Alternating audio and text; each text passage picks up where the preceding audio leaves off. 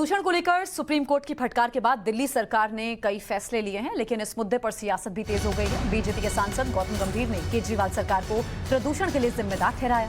सहयोगी अमित गौतम ने उनसे खास बातचीत की है, सुनिए। तो दिल्ली में प्रदूषण लगातार बढ़ता जा रहा है। कुछ फैसले लिए हैं केजरीवाल सरकार ने, दिल्ली की सरकार ने, लेकिन अब सांसद गौतम गंभीर ने केजरीवाल सरकार को प्रदूषण के लिए सीधे तौर पर जिम्मेदार ठहराया है। मेरे सहयोगी ने बातचीत की है, सुनिए। बढ़ते प्रदूषण को लेकर सुप्रीम कोर्ट ने दिल्ली सरकार को फटकार लगाई, जिसके बाद दिल्ली सरकार ने कुछ अहम निर्णय लिए, जिसमें एक हफ्ते तक स्कूल बंद कर दिए जाएं और कंस्ट्रक्शन का काम 14 तारीख से 17 तारीख तक बंद हो और साथ ही सरकारी कर्मचारी वर्क फ्रॉम होम पर काम करें। इस विषय पर बात करने के लिए हमारे साथ मौजूद हैं दिल्ली के सांसद गौतम गंभीर। सर, जिस तरह के सुप्रीम कोर्ट ने फटकार लगाई है बढ़ते हुए प्रदूषण को लेकर और दिल्ली सरकार ने अहम निर्णय लिए हैं, इस पर आप क्या कहेंगे? सबसे पहले तो एक चीज़ ये कहूँगा, सबसे पॉजिटिव चीज़ जो हुई आज सुबह की, कम से कम आप लोग भी यही मानते हैं कि जो पोल्यूशन है ये दिल्ली सरकार की जिम्मेदारी है, एमसीडी या भारतीय जनता पार्टी की नहीं, क्योंकि पिछले 6 साल से सिर्फ या तो सेंट्रल गवर्नमेंट की जिम्मेदारी है दिल्ली या फिर एमसीडी की गलती है जो भी कुछ दिल्ली में ख़राब होता है। तो कम से कम ये चीज़ तो अच्छी हुई है कि दिल्ली सरकार कम से कम ये एहसास तो कर रही है कि जो पोल्यूशन है वो उनकी जिम्मेदारी है। पिछले 6 साल में ये पूछिए दिल्ली के मुख्यमंत्री, वैसे तो मुख्यमंत्री है नहीं, विज्ञापन मंत्री हैं, उनसे ये पूछिए कि पब्लिक ट्रांसपोर्ट पे कितना खर्चा किया है और कितना काम किया आपने पोल्यूशन को लेके दिल्ली में।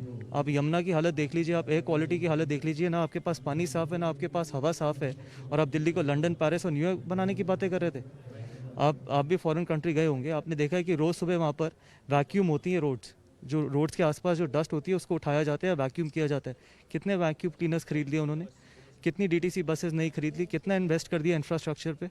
इसका तो जवाब आप पूछेंगे ना, आप दिल्ली के सांसदों से सवाल पूछ सकते हैं, आप एमसीडी के बारे में सवाल पूछ सकते हैं, आप सेंट्रल लीडरशिप अच्छा, एक चीज़ और है कि आपको क्या लगता है कि जो जवाब दे रहा हूँ उसको सुनिए। हाँ, जो ये दे रहा हूँ तो सारी चीज़ें सिर्फ बीजेपी को नहीं, मुख्यमंत्री जी से भी ये सवाल पूछे, बहुत ज़रूरी है, क्योंकि दिल्ली की जिम्मेदारी उनके कंधे पे। ठीक है, मैं ये कि क्या ये इतने अहम निर्णय ये पर्याप्त हैं प्रदूषण को रोकने के लिए कि वर्क फ्रॉम होम है, स्कूलों को बंद करना, और पिछले 2 साल से स्कूल बंद करे थे पैंडेमिक के चलते, अब आप 1 हफ्ता और स्कूल बंद कर रहे हो पोल्यूशन के चलते। आप इमेजिन करिए बच्चों की हालत, क्योंकि आपने 6 साल से कुछ नहीं किया। पैंडेमिक के टाइम पे हम समझ सकते थे क्योंकि बच्चे स्कूल नहीं जा सकते थे। आज बच्चे स्कूल इसलिए नहीं जा पा रहे हैं क्योंकि पोल्यूशन की क्वालिटी इतनी है, क्वालिटी इतनी ख़राब हो गई है।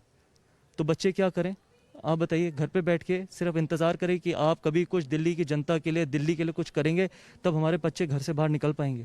मतलब ये सोल्यूशन आपको लगता है ठीक है?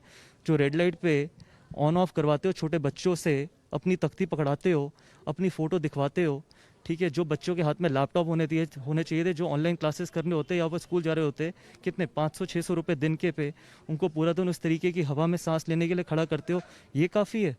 ये आपके पास सोल्यूशन है? इसको आप अपने आप को आईआईटी के स्टूडेंट कहते हैं? यमुना जब गंदी होती है, इतनी बड़ी बड़ी फोम आपको दिखती है, उस पर आप पानी छिड़काते हो और उससे साफ करवाते हो। वहीं दिल्ली के पर्यावरण मंत्री गोपाल राय ने प्रदूषण के लिए पराली जलाने को भी जिम्मेदार बताया। उन्होंने कहा दिल्ली में 2 तरह के प्रदूषण हैं, पहला दिल्ली के अंदर का प्रदूषण, दूसरा पराली जलाने से जो प्रदूषण फैल रहा है वो है। के अंदर हमने कंस्ट्रक्शन बैन कर दिया, दिल्ली के अंदर हमने स्कूल बंद कर दिया, दिल्ली के अंदर हमने वर्क फ्रॉम होम कर दिया।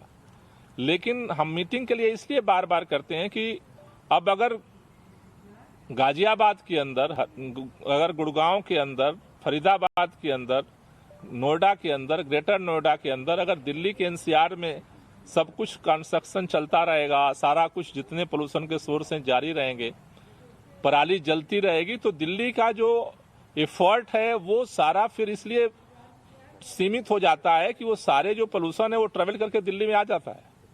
इसलिए जरूरी है कि इसको लेकर के मिल करके काम करना पड़ेगा। पोल्यूशन की समस्या स्टेट की समस्या नहीं है, ये बात मैं बार बार पहले दिन से कहता हूं।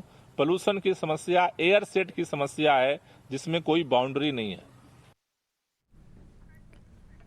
वायु प्रदूषण की समस्या ने दिल्ली एनसीआर में लोगों का जीना मुहाल कर दिया है। देश की राजधानी दिल्ली समेत उत्तर भारत में आए दिन सांस लेने में लोगों को मुश्किल हो रही है। दिल्ली एनसीआर में वायु प्रदूषण रोजाना खतरनाक रूप लेता जा रहा है। आज भी एनसीआर के कई इलाकों में एयर क्वालिटी इंडेक्स बहुत खतरनाक है, यानी कि सीवियर कंडीशन में दिल्ली की एयर क्वालिटी है। दिल्ली, गाजियाबाद, नोएडा, ग्रेटर नोएडा के ज्यादातर इलाकों में हालात बहुत ज्यादा खराब हैं, जिससे लोगों को सांस लेने में दिक्कत हो रही है। हम आपको AQI लेवल दिखा रहे हैं, आप ये ग्राफिक्स पे नजर डालिए।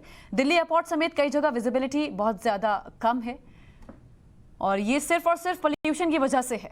अब सवाल यहां पर यह है कि क्या प्रदूषण के लिए सिर्फ और सिर्फ केजरीवाल सरकार जिम्मेदार है? अब देखिए, इस पूरे मसले पर सियासत भी हो रही है।